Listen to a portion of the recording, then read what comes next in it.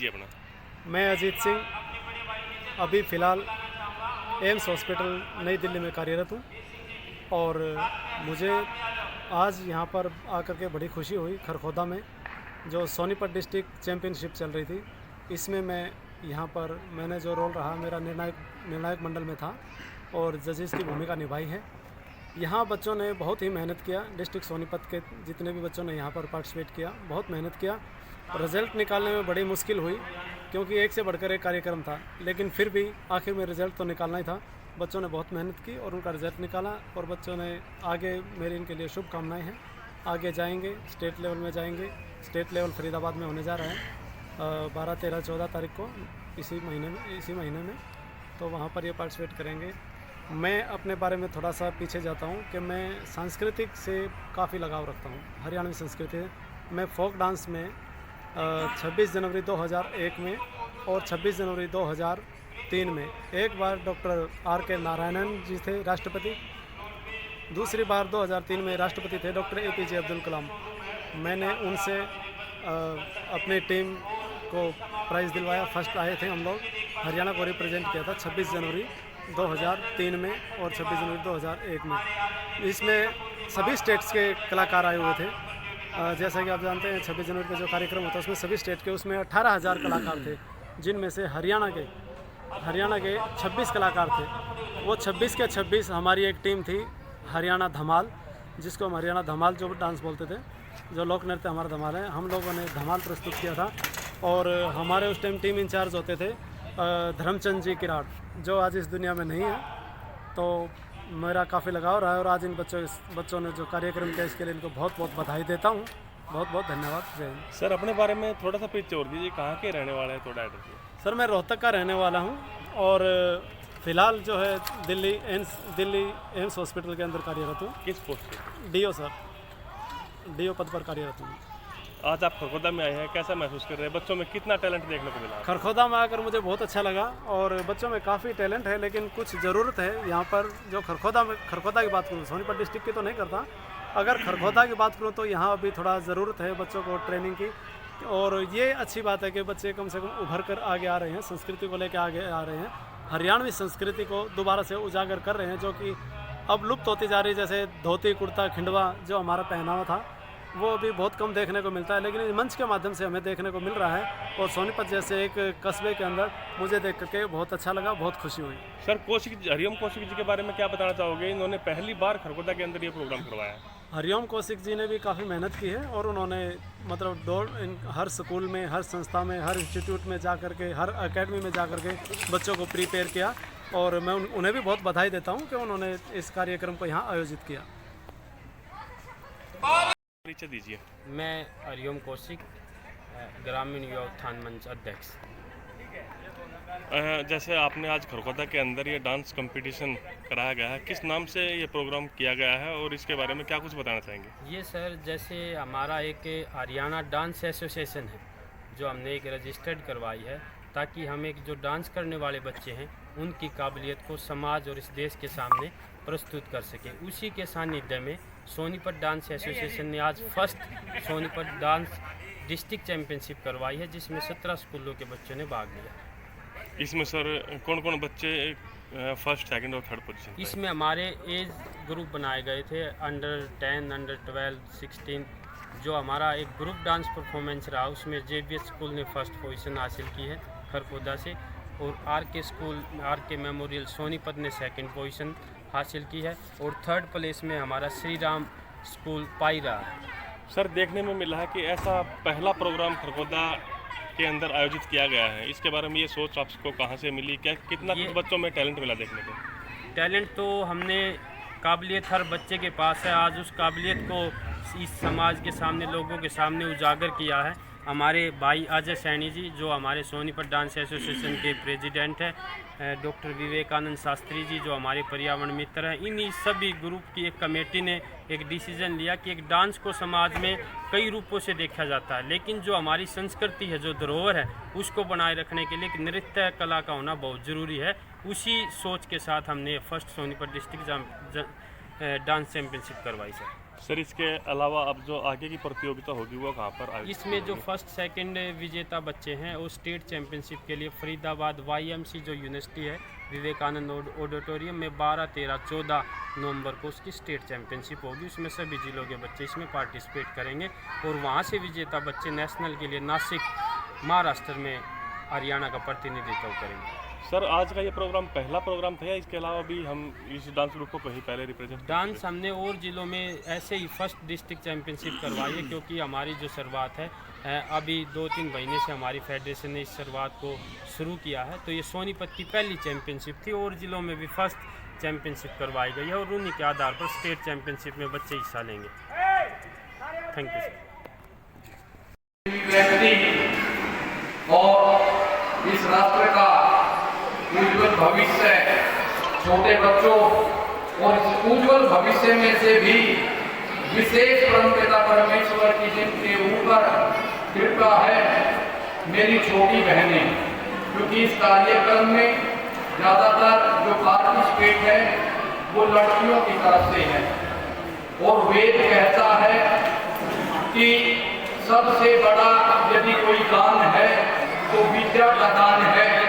तो यदि हम इस मंच के माध्यम से यह निर्णय कर ले गए कि हमें बेटियों को आगे बढ़ाना है तो यह निश्चय जान लो आने वाला काल भारत के लिए स्वर्णिम काल होगा। इसके साथ साथ जो आज का यह डांस प्रोग्राम सोनीपत की इकाई के द्वारा किया जा रहा है, मैं पूरी की पूरी टीम और खास तौर पे हरिओम कौशिक भाई को बधाई देता हूँ। पूरी टीम बधाई की पात्र है कि आप लोगों ने इस प्रकार का कार्यक्रम यहाँ पे रखा है। कल हरियाणा दिवस था। हरियाणा दिवस के उपलक्ष्य में हमने हरियाणा में एक अनोखी प्रतियोगिता कराई थी जिसका नाम था दूध पियो स्वस्थ पियो। उसके दूसरे ही दिन आज हमारे द्वारा इस प्रकार का हरियाणा की संस्कृति को बचाने के लिए यह कार्यक्रम किया गया। इसके साथ साथ मैं आप लोगों को एक बात और बताना चाहता हूँ। जब मैंने मर्यादा पुरुषोत्तम श्री रामचंद्र जी के आदर्शों को देखा सुना पढ़ा, उसके साथ साथ योगीराज श्री कृष्ण जी के अंदर 16 प्रकार की विद्याएं शिक्षाएं और 32 प्रकार की कलाएं जब मैंने उनके विषय में जाना और पढ़ा तो हमें पता लगा कि उसमें से एक नृत्य भी बहुत बड़ी कला है। और जैसे जैसे क्योंकि संसार का नियम है, संसार परिवर्तनशील है, संसार में परिवर्तन होना स्वाभाविक प्रवृत्ति है, इसलिए हमें उस परिवर्तन के साथ बढ़ते हुए और जितने भी यहाँ पे ऑर्गेनाइजर हैं मेरे साथ में और जितने माता पिता आई हैं, मैं चाहता हूँ बच्चों को इसके माध्यम से आगे तो बढ़ाएं, लेकिन कई बार आप देखते हो कि डांस के नाम पर फूटता भी हो जाती है। हमें अपने बच्चों को उससे बचा के रखना होगा। यही कह के वाणी को विराम दूंगा। और इसके साथ साथ में ऑर्गेनाइजर जो मेरे भाई हरिओम कौशिक जी हैं, जब इनका मेरे पास फोन आया था कि हमें इस प्रकार का कार्यक्रम कर रहे हैं तो मैंने एक ही बात इनसे कही थी कि आप कार्यक्रम करो, मैं आपके साथ हूँ। और मैं मंच के माध्यम से एक बात और कहना चाहता हूँ, जहाँ पे भी आपको इस कार्यक्रम में जितनी भी जरूरत और जिम्मेवारी आपको लगे उसके लिए भी संकोच भाव से आप मुझे कह देना, मैं हमेशा आपके साथ बना दूंगा। और इसके बाद में जब हमारी टीम आगे जाएगी तो स्टेट लेवल का भी कार्यक्रम होगा तो बच्चों को वहाँ पे भी व्यवस्था देने में मैं आपका सहयोग करूँगा। सबसे पहले मैं आज आप सबको बताना चाहता हूँ कि आज धनतेरस है। क्या आप जानते हैं कि धनतेरस क्यों मनाया जाता है? धनतेरस है हमारे धन्वंतरी जी महाराज, उनका जन्मदिन है। हमारे दुनिया में जब हम आते हैं तो 4 प्रकार के सुखों की कामना की जाती है। तो जो सबसे पहला सुख बताया गया है वो हमारा स्वास्थ्य बताया गया है, हमारी सेहत बताई गई है। आप जैसे देखिए हमारे सुंदर बच्चे कितने सुशोभित हो रहे थे, कितने सुंदर सुंदर उन्होंने एक्टिविटीज की। क्या अगर वो स्वस्थ नहीं होते तो ये बहुत जो सुंदर शानदार परफॉर्मेंस थी जो दो बातें कभी भी नहीं दे पाते। तो इसलिए हमारा अध्यापक कहते हैं धर्म अर्थ काम मोक्षाम मूलम स्वास्थ्य उत्तमम, कि अगर आप धर्म का काम करना चाहते हो, अगर आप संसारिक कार्य करना चाहते हो, अगर आप धन कमाना चाहते हो या सामाजिक कार्य करना चाहते हो, तो सबसे पहले सेहत की जरूरत है। इन सबका मूल क्या है? सेहत। ऐसा उपदेश हमारे धर्म ग्रंथों ने किया, हमारे आचार्यों ने किया, लेकिन दुख का विषय है हम धन तेज को केवल धन से जोड़ के देखते हैं।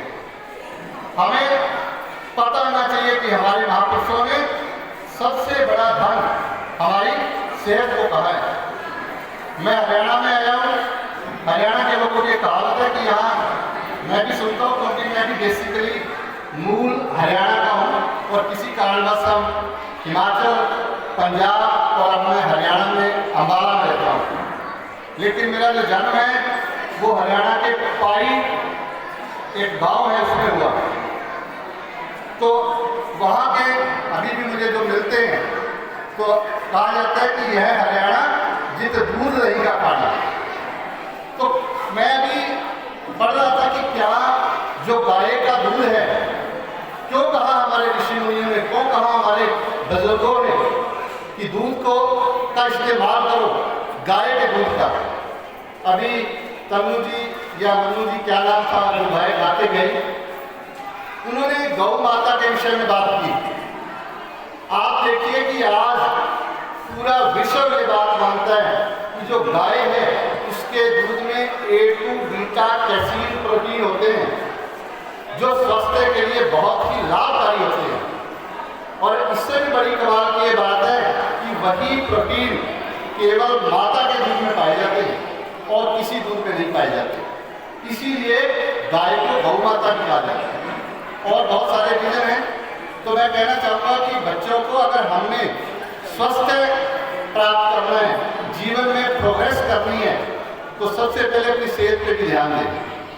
अगर हम सेहत पे ध्यान देंगे तभी पूरे विश्व में अपने माता पिता का, अपने प्रदेश का और देश का नाम रोशन कर पाएंगे। थोड़ा सा आज मैं घी पे भी बात करना चाहूँगा, क्योंकि हरियाणा के लोग घी बहुत खाते हैं। आज मैं पढ़ रहा था हमारे महापुरुषों का, आचार्यों का एक श्लोक। हमारे आचार्य कहते हैं कि जो घी है ये देवताओं का खाना है। आज्यम सुरनाम आहारम, किसका आहार है ये? देवताओं का। लेकिन देखिए आज मेडिकल साइंस के आने पे हम अपनी पैथी को, जिसको हम आयुर्वेद और नेचुरोपैथ कहते हैं, उसको बिल्कुल भूल गए हैं। हम केमिकल युक्त व पेस्टिसाइड युक्त भोजन खाते हैं, तो क्या वो सेहत प्राप्त कर पाएंगे? कभी भी नहीं कर पाएंगे। मैं चाहूँगा कि हम हमारे धर्म ग्रंथों को असल में जो उनमें गुण बताए हैं, वैदिक मूल्य दिए गए हैं, उनकी जानकारी लें। घी के बारे में बता रहा था, क्या कहा घी के बारे में? घृतम नास्ते व्याधि, घृतम खाते रुजम। भाव है कि जो घृत है वो आपके अंदर रोगों का नाश कर देता है, और आपके अंदर जो ऋण अवस्था होती है रोगों से, उससे लड़ने की ताकत प्राप्त कर देता है। तो मैं संक्षिप्त में